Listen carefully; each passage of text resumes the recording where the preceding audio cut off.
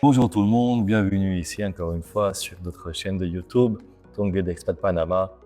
Je me présente ici encore une fois. Mon nom complet, Alexandre Payanti pour tous les nouveaux. Ici, on parle du Panama. C'est l'épisode entier de cette chaîne. On parle que du Panama.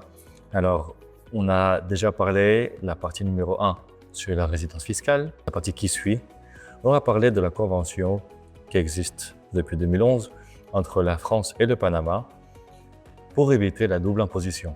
C'est quelque chose que beaucoup de gens m'ont posé la question. Il y a beaucoup d'experts fiscalistes et conseils fiscalistes par rapport à cela. Cette convention-là est vraiment une boussole pour vous. C'est vraiment votre chemin à suivre, bien sûr sans oublier le principe du Panama, où tous les revenus de l'étranger, comme bien dit, ne sont pas taxés. Maintenant, par rapport à cette convention, bien sûr très intéressante, très délicate en plus. Si vous vivez entre le Panama et la France, ou vous êtes résident fiscal au Panama ou en France, ou vous ne le savez pas, ou si vous envisagez de venir au Panama, cette convention-là est pour vous. Alors écoutez très bien. Dans cette vidéo, on va voir ensemble qui est concerné par cette convention, quels revenus sont visés et déterminer où vous devez payer vos impôts.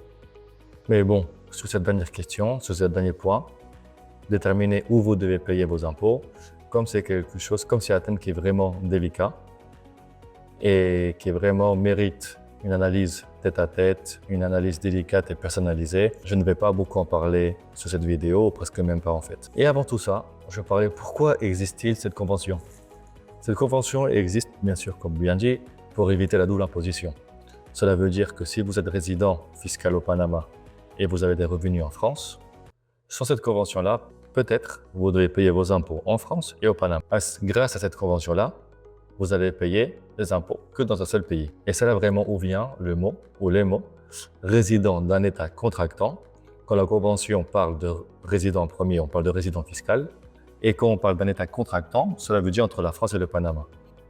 Alors pour la convention, être résident va en premier où se trouve le foyer principal de la personne.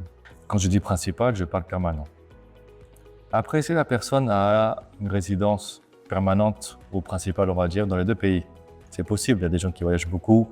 Ils ont leur appartement en France, leur appartement au Panama. Ils voyagent 5-6 mois dans l'année ici, 5-6 mois dans l'année là-bas pour le business ou pour la famille. Alors, la convention va avoir les centres d'intérêt vitaux. Et après, il y a d'autres points à voir et à analyser, bien sûr. Le lieu de séjour habituel, votre nationalité, bien sûr, vos intérêts aussi par rapport au pays. Et sinon, et si après tout ça, on ne peut pas trancher réellement où vous êtes résident fiscal, ce sont les autorités fiscales des deux pays qui vont se mettre d'accord pour cela. Mais je pense que la majorité d'entre vous a déjà des points spécifiques pour dire que vous êtes résident fiscal d'un pays ou de l'autre. On a déjà parlé comment être résident fiscal au Panama. Si vous avez des questions pour cela, bien sûr, n'hésitez pas.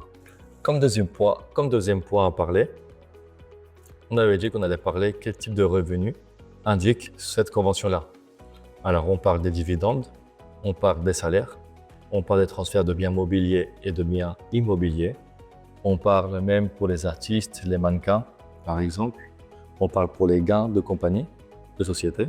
Ça veut dire que ça touche vraiment tous les types de revenus, même pour des projets, même pour les terrains, même pour des navires. Il existe vraiment une particularité spécifique pour les navires au Panama. Alors, réellement, c'est une convention qui est vraiment très simple, mais bien sûr, entre guillemets, un petit peu longue parce qu'on parle de beaucoup de types de revenus, beaucoup de cas, beaucoup d'options. Mais on est là pour vous, on est là pour vous conseiller, on est là pour vous assurer que votre patrimoine est protégé. Alors, n'hésitez pas à nous suivre encore une fois sur la chaîne, à partager la chaîne, à liker la vidéo. Encore une fois, je vais vous dire d'avance, je vous ai écouté et j'ai changé de microphone. J'espère qu'on m'écoute de mieux en mieux maintenant. Alors, la vérité, je suis ici encore une fois pour vous indiquer le mieux possible comment investir au Panama, comment venir au Panama, comment déménager au Panama. Alors, je vous attends avec plus de questions, de commentaires.